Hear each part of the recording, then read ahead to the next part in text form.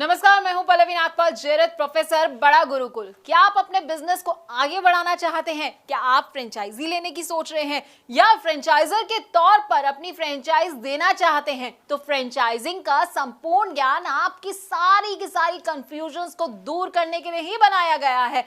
इस कोर्स में हम आपको बताएंगे कि फ्रेंचाइजिंग का मतलब क्या होता है। फ्रेंचाइजी, फ्रेंचाइजर, फ्रेंचाइज, ये सारे ना बड़े अलग अलग तरह के शब्द हैं, लेकिन सुनने में एक जैसे लगते हैं। तो इनमें अंतर क्या है, इनमें स्कोप क्या रहेगा आपके लिए और इनकी क्या क्या इंपॉर्टेंस है, ये हम आपको इस कोर्स में बड़े अच्छे से समझाने वाले हैं। इसके साथ ही हम आपको ये भी समझाएंगे कि बिजनेस और फ्रेंचाइजिंग में आखिरकार क्या अंतर होता है, फ्रेंचाइज और एजेंसी क्या होती है, एजेंट और फ्रेंचाइजी इसमें क्या डिफरेंस होता है, इसको भी कवर करेंगे।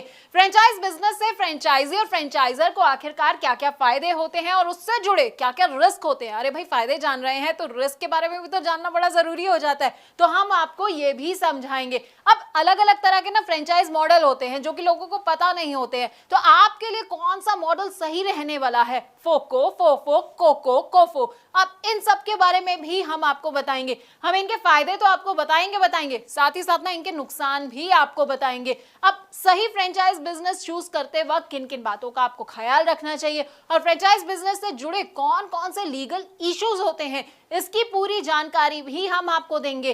फ्रेंचाइज बिजनेस में सबसे इंपॉर्टेंट होता है फ्रेंचाइज डिस्क्लोजर डॉक्यूमेंट। अब इसके बारे में ना आपको विस्तार से अगर कहीं जानकारी मिलेगी तो वो आपको हमारे इस कोर्स के जरिए ही मिलेगी। इसमें क्या क्या आइटम्स होते हैं, कौन कौन से क्लॉजेस होते हैं, साथ ही आपको फ्रेंचाइजिंग अग्रीमेंट और उनके टाइप्स के बारे में भी हम पूरी की पूरी जानकारी देंगे।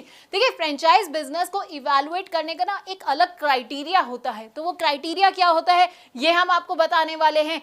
इसके अलावा ट्रेनिंग कैसे दी जाती है अपने फ्रेंचाइजी को, तो हम आपको वो भी बताएंगे। डेवलपमेंट ऑफ एसओपी की भी आपको हर डिटेल के बारे में हम आपको अच्छी तरह से समझाने वाले हैं। अब फ्रेंचाइजी और फ्रेंचाइजर के ना फेलियर के भी कई कारण होते हैं। अब देखिए, आपने बिजनेस तो ले लिया, फ्रेंचाइजी आप बन गए हैं, लेकिन आपको समझ नहीं आया कि भाई मैं फेल कहाँ हो गया। तो फेलियर क्यों हो सकता है, किस किस वजह से हो सकता है, क्या क्या कारण हो सकते हैं फेलियर के, ये भी हम आपको समझाएंगे। तो 20 वीडियोस के अंदर ना आपको हम फ्रेंचाइजी फ्रेंचाइजर से जुड़ी हर बात को बताने वाले हैं।